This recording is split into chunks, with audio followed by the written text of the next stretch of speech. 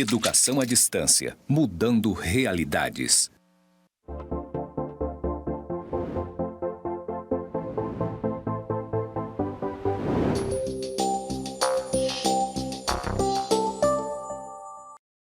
Olá, tudo bem?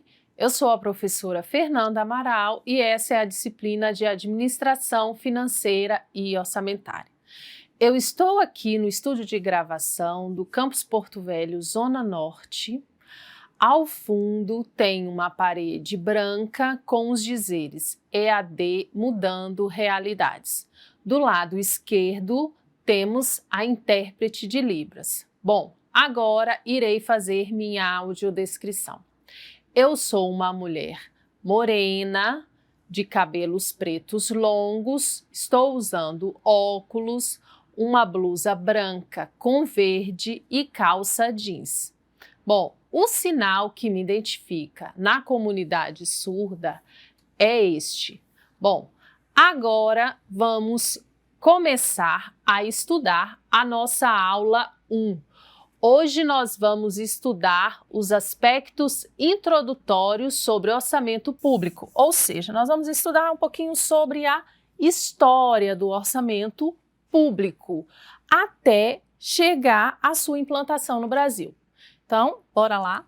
Sobre a história do orçamento público, inicialmente ele foi implantado o orçamento público onde? Na Inglaterra. Então, ele iniciou na Inglaterra em 1217, a partir da cobrança de tributos. Então, naquela época, a grande preocupação era a fonte de recursos para custear as despesas. Bom, naquela época também já iniciou o quê? Um orçamento para cada exercício, que deveria ser elaborado por quem? Pelo parlamento, não pelo executivo. Bom, agora, as principais contribuições para a história do orçamento que nós temos hoje no Brasil vem da França. Então, lá na França, o que nós incorporamos no nosso orçamento? O princípio da anualidade que nós temos hoje, da universalidade, o orçamento organizado anualmente e a votação do orçamento antes do início do exercício financeiro. Então, vamos exemplificar. Então, já lá na França, no início da implantação do orçamento público, já se votava a lei orçamentária antes de iniciar o ano civil. Certo? Então, era obrigatório essa votação. Bom, agora nós vamos falar um pouquinho sobre a história do orçamento nos Estados Unidos. Então, o que o Brasil incorporou do orçamento público dos Estados Unidos? Então, nós temos que as seguintes questões que foram incorporadas. Primeiro, o orçamento programa, tá? Destacando que naquela época eles já trabalhavam com funções e atividades, é o que nós vamos estudar aqui. E isso foi utilizado pelo presidente lá dos Estados Unidos, mas o governador da Geórgia já utilizava o orçamento base zero, certo? Mas o que nós incorporamos aqui no Brasil foi o orçamento programa. Agora nós vamos falar sobre a partir de quando iniciou-se a questão orçamentária no Brasil. Então, quando Dom João VI, lá em 1806, veio para o Brasil, que começou a estruturar o orçamento público. Então, em 1891, a partir da Constituição, criou-se o quê? O Tribunal de Contas e o parlamento naquela época que era responsável por elaborar o orçamento. Então, em 22 foi elaborado o Código de Contabilidade, que organizou os procedimentos contábeis. Em 34, houve uma mudança, então, inicialmente, em 1891, quem elaborava o orçamento era o parlamento. Em 1934, quem passou a elaborar? O executivo, certo? Em 46, no Brasil foram instituídos os princípios orçamentários lá da França, que foram incorporados no Brasil como unidade, universalidade. E em 64, a gente teve o quê? A promulgação da Lei 4.320, que ela traz o quê? Institui normas sobre planejamento, execução e controle do orçamento público. Bom, posterior a isso, a gente tem o quê? A gente tem a Constituição de 88, que Antes, lá na 4.320, elaborava-se só o quê? Só a lei orçamentária. Então, a partir da Constituição de 88, teve a obrigatoriedade de quê? De se elaborar a Lei de Diretriz Orçamentária e o PPA. Então, lá no artigo 65 da Constituição, traz essa obrigatoriedade que faz o quê? O planejamento e o orçamento devem andar juntos. Aí a gente tem 2000, a Lei de Responsabilidade Fiscal, pelas questões dos gastos, que a gente estava com muito problema de controle dos gastos pelos gestores públicos. Então, em 2000, se implantou a Lei de Responsabilidade Fiscal. Bom, agora nós vamos falar sobre os tipos de orçamento. O que é tipo de orçamento? É uma metodologia, ou seja, como se faz o orçamento. Ele é utilizado para planejar o quê? As receitas do governo e as despesas, que são os seus gastos de determinado exercício. Então, nós vamos estudar aqui inicialmente algumas técnicas de elaboração do orçamento. Então, bora lá falar um pouquinho sobre as técnicas, dando ênfase, é claro, nas que foram implantadas no Brasil. Então, nós temos a primeira técnica é o orçamento tradicional. Então, ele foi instituído lá na Inglaterra em 1822. E como se construía esse orçamento? Então, com base nos gastos do ano anterior, acrescentava-se um percentual e realizava-se o quê? A fixação de despesas para os exercícios seguintes. Aí a gente tem o orçamento de desempenho, que ele foi implantado no Brasil em 1960, e a sua ênfase era no nível organizacional. Não tinha um elo de ligação entre o planejamento e o orçamento, ou seja, entre as necessidades da sociedade e o orçamento. Era mais a nível organizacional. Mas, nessa época, aí já tinha-se um cuidado sobre a eficiência e a eficácia. E nós temos aqui também o orçamento programa. Então, o nosso foco maior aqui será no orçamento programa. Então, como eu disse, lá na parte histórica, ele surgiu nos Estados Unidos e foi difundido pela ONU em 1950 para os demais países e foi implantado, certo, em diversos países. E o Brasil implantou esse modelo de orçamento. Então, esse modelo que nós temos hoje, ele veio dos Estados Unidos, ok? Aí a gente tem também o outro orçamento que foi implantado no Brasil, tá? Que é o orçamento participativo. Ele é obrigatório para quem? Para os municípios. No que se refere aos gastos de investimento. O que é isso, investimento, professora? Construção. Então, nós temos lá o que são gastos de investimento. Daqui a pouco, nas próximas aulas, nós vamos estudar sobre as classificações das despesas. E a gente tem as despesas com investimento, por exemplo, construção de ponte, construção de escolas, aquisição de material permanente para as escolas. Então, a partir de 2001, com a instituição do Estatuto das Cidades, os municípios ficaram obrigados a realizar o quê? Esse orçamento participativo. Então, para exemplificar, no governo federal e estadual não é obrigatório, mas ano passado, para elaborar o plano plurianual, o que aconteceu? O governo federal fez várias reuniões com lideranças de determinadas regiões, de determinados estados, para identificar os investimentos para os próximos 4 anos. Então, a nível federal e a nível estadual, não é obrigatório ainda no Brasil, mas ele foi utilizado ano passado.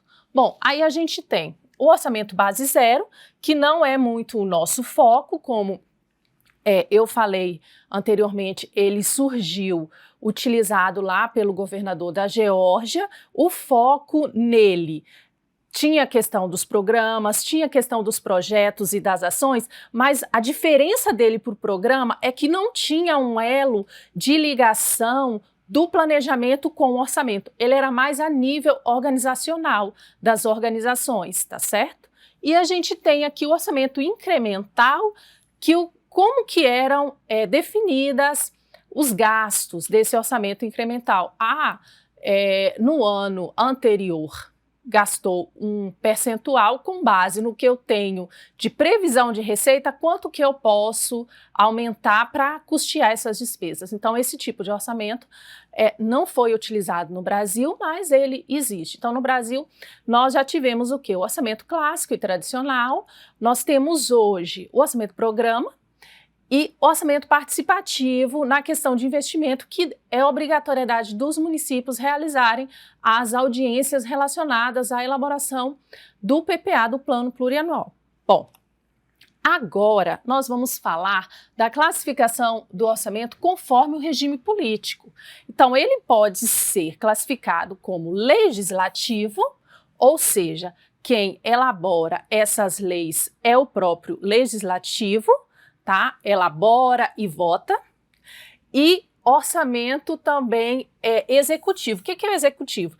Quem elabora e executa é o executivo, sem o amparo do legislativo. Já no Brasil, a gente tem, conforme o regime político, o nosso orçamento ele é misto. Por que, professora, ele é misto?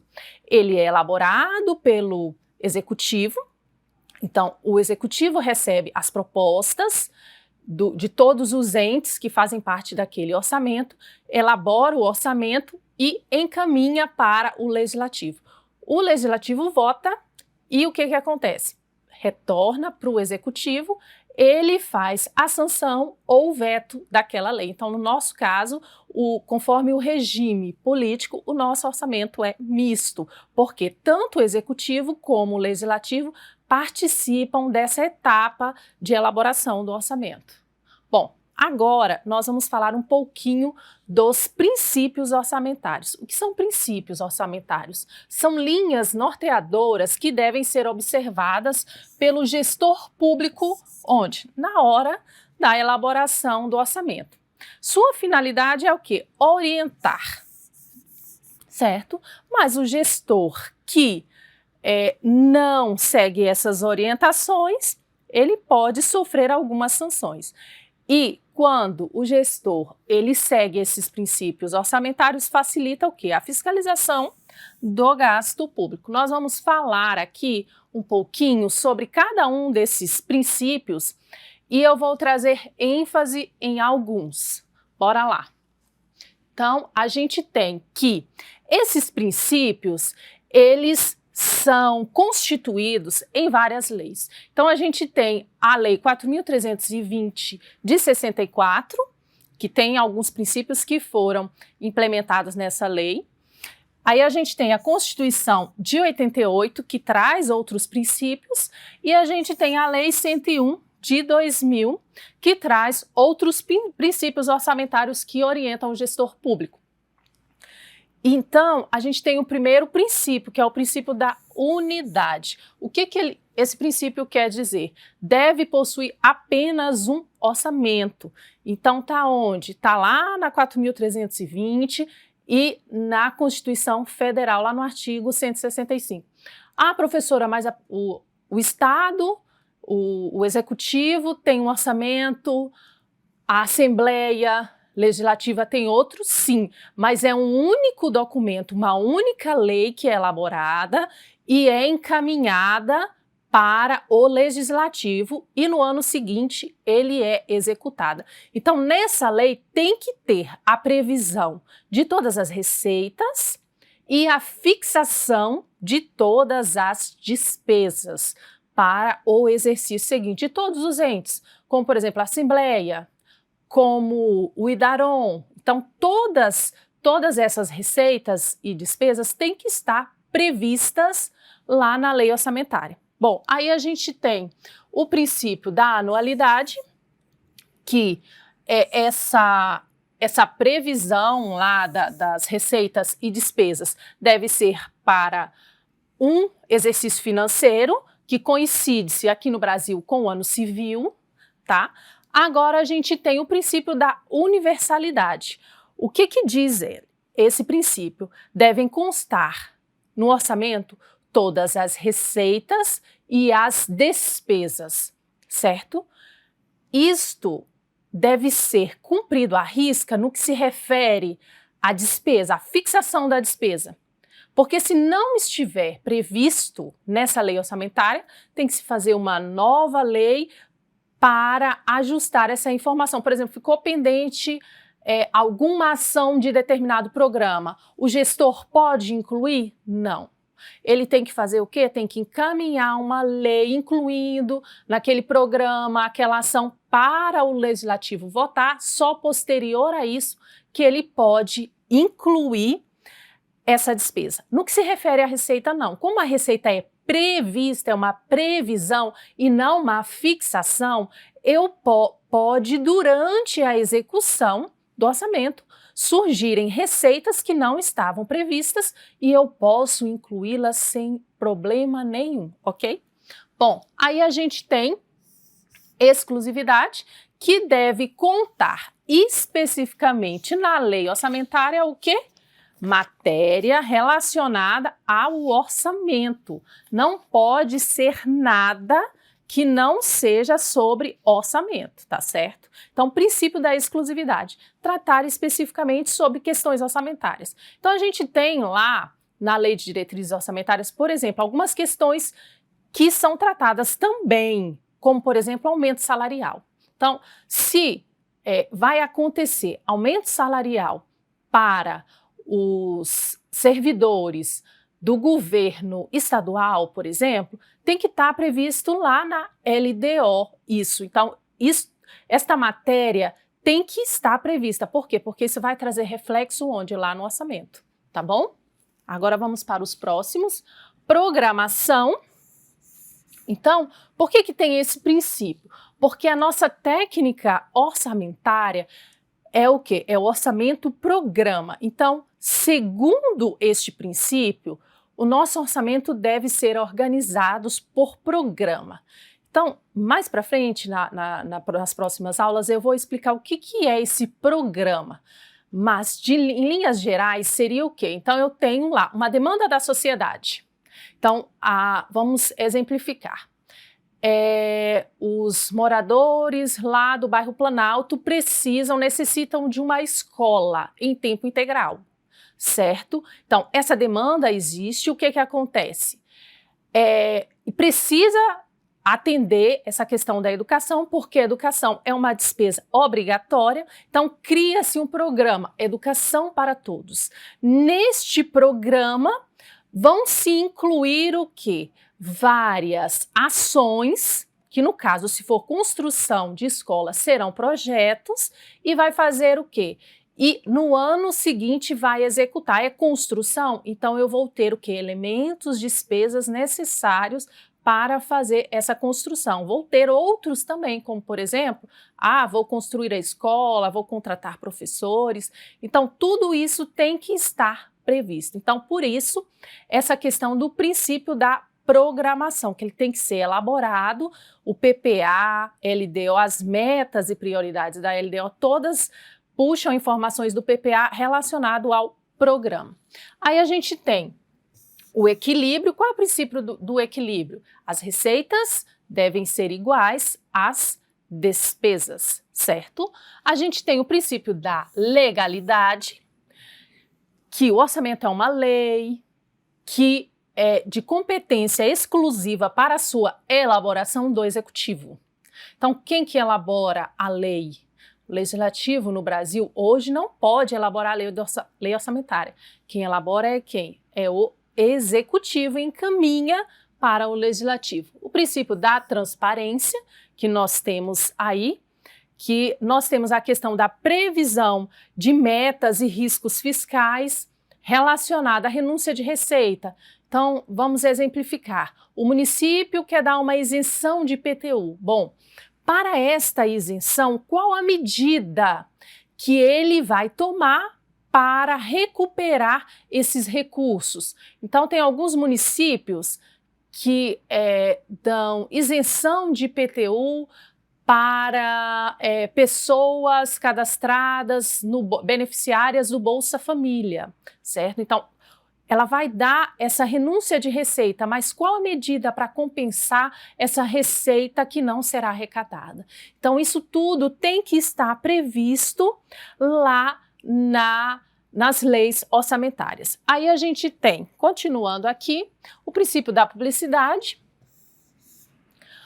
o princípio participativo, como eu falei anteriormente, a gente tem também o princípio da não afetação das receitas. O que é isso? Proíbe vincular um determinado imposto, ou seja, receita, a um gasto específico.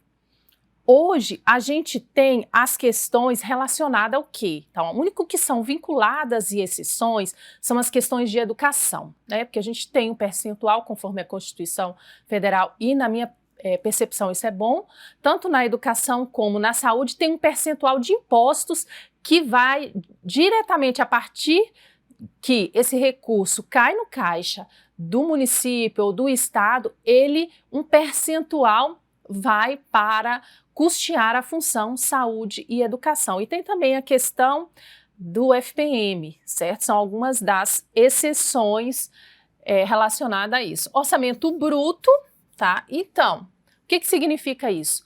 Que as receitas e as despesas têm que ser previstas pelo seu valor bruto, tá bom? E a gente tem o princípio da clareza, que o orçamento ele tem que ser linguagem clara e acessível para quem? Para quem vai analisar, para o controle, para quem vai analisar essas informações. E o princípio da discriminação e especificação também, que essa linguagem contábil deve atender tanto o controle interno que existe no próprio órgão, no próprio ente, como o controle externo, que é o Tribunal de Contas.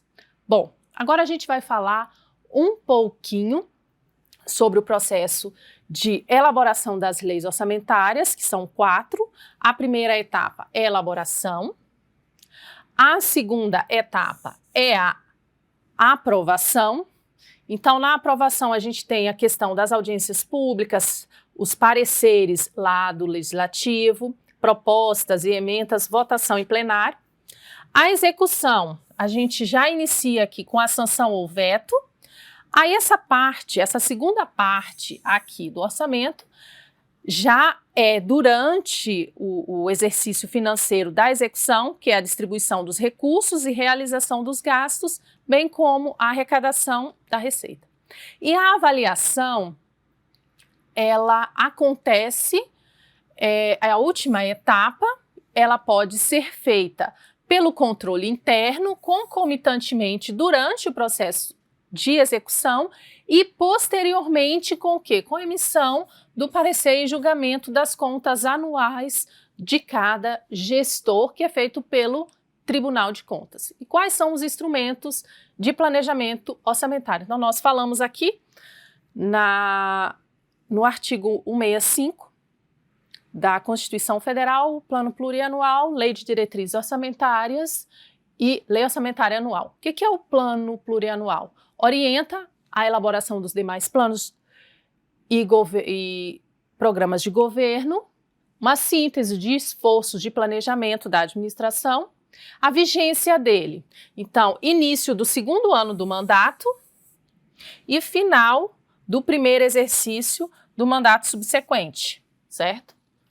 Aí a gente tem a Lei de Diretrizes Orçamentárias, que tem as metas e prioridades. Então, o que a gente faz? A gente vai lá, no PPA tem a previsão dos programas para execução durante 4 anos.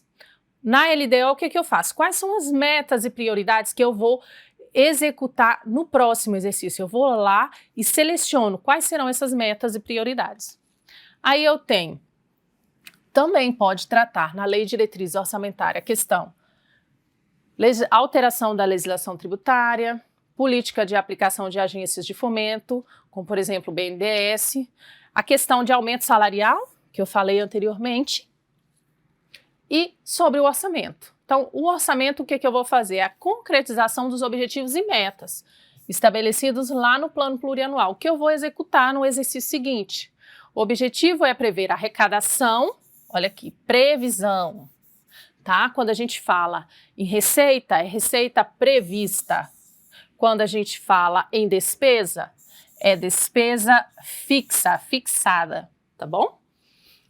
Aí a gente tem, um planejamento considerado operacional, ou seja, coloca em execução as ações do governo para atender o que? A sociedade. E finalizamos aqui a nossa primeira aula sobre os aspectos introdutórios da nossa disciplina sobre os princípios orçamentários e leis orçamentárias. Aqui estão algumas das referências utilizadas, algumas delas estão disponíveis lá na minha biblioteca, ok? Meu muito obrigado e até a nossa próxima aula. Tchau, tchau.